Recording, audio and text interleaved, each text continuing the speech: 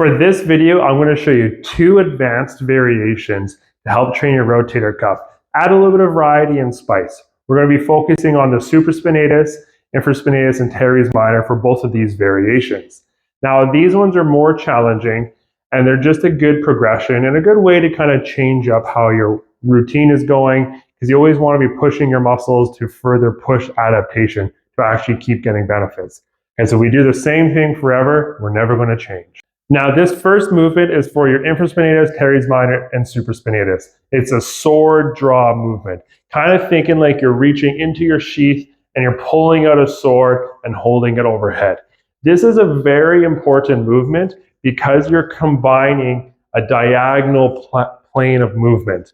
This is something that we do more realistically in our whole life because we're not rigid in how we move in these strict one plane motions.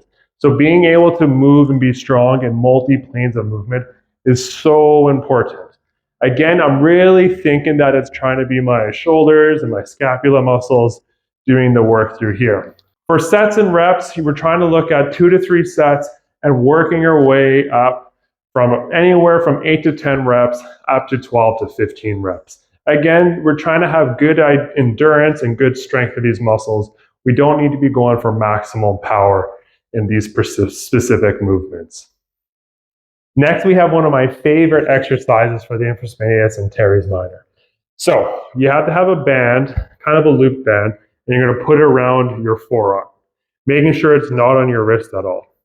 The purpose of the exercise is to train those muscles to be engaged and hold isometrically while your arm is moving. So this is really important for when we're doing like forward pressing movements.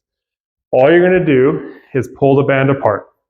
Hold the band in this position so your wrist, elbows, and shoulders are in the same vertical plane. Then you're going to try and raise your elbows up to 90 degrees and back down. So if you're doing it right, you should be able to maintain that same vertical motion the whole time. If you're getting fatigued and tired, you can see that the band will start to come inwards and your elbows are flaring.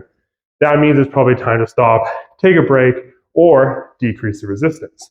So again, I usually do 2 to 3 sets. This one is a more challenging exercise. So some people may only be able to do 2 to 3 reps initially, but you're trying to work up anywhere from 8 to 12 reps in total.